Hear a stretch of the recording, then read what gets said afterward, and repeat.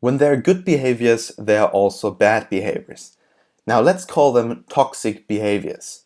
I want to talk with you in this video about multitasking and its effects on the human memory.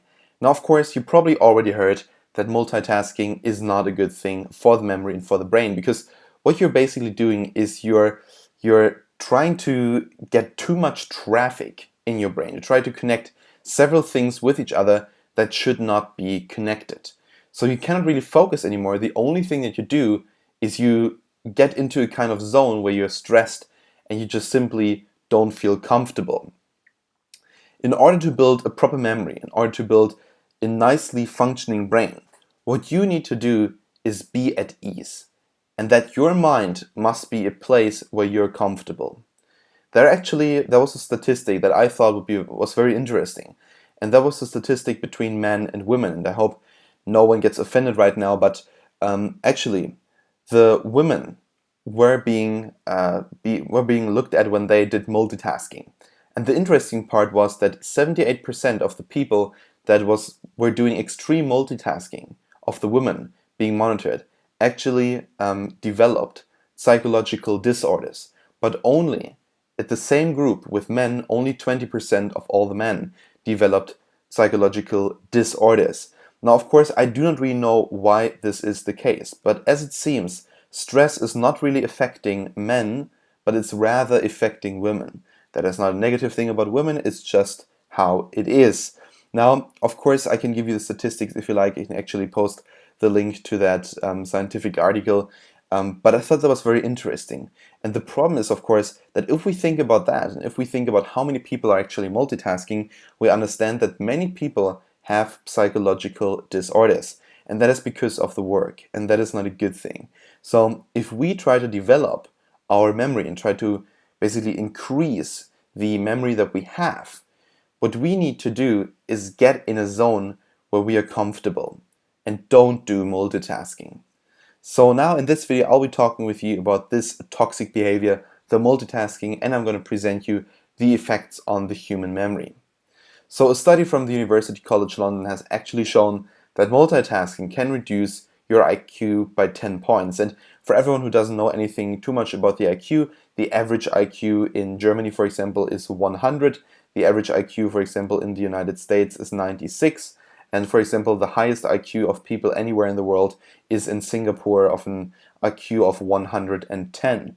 Now, the Asian countries are definitely leading at the amount of IQ. Then there are, of course, also many European countries with people having a very high IQ. The United States is relatively down to the bottom with 96. And then the African continent is very, very much at the bottom with average IQs between 92 and 94. But now, this is basically science, and I just want you to understand that multitasking is a big problem, because 10 points can be quite a lot. Let's say we take the 100 as an example, the 100 IQ points that an average German has.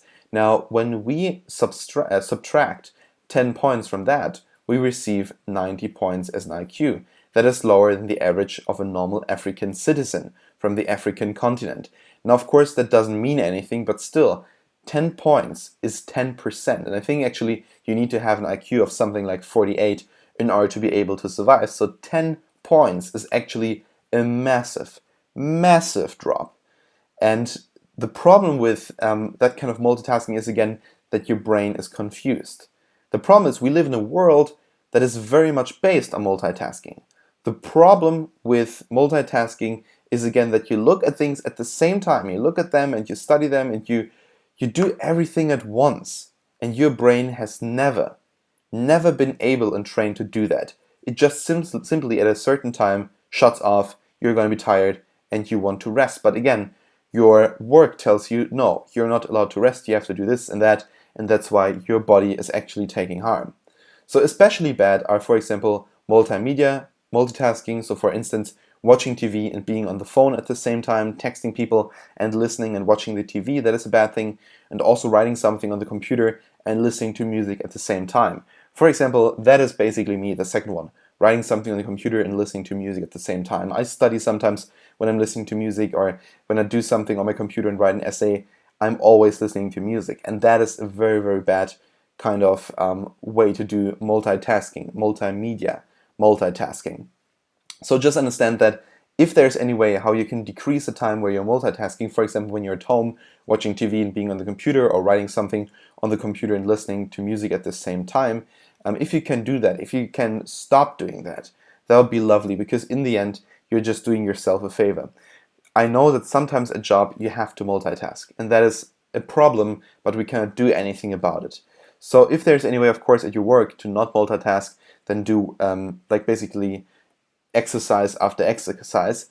But if there's simply just no way how you can not multitask, then of course you need to. I don't want to, interfere in your job. But in the end, try to make sure you really minimize the times where you're multitasking.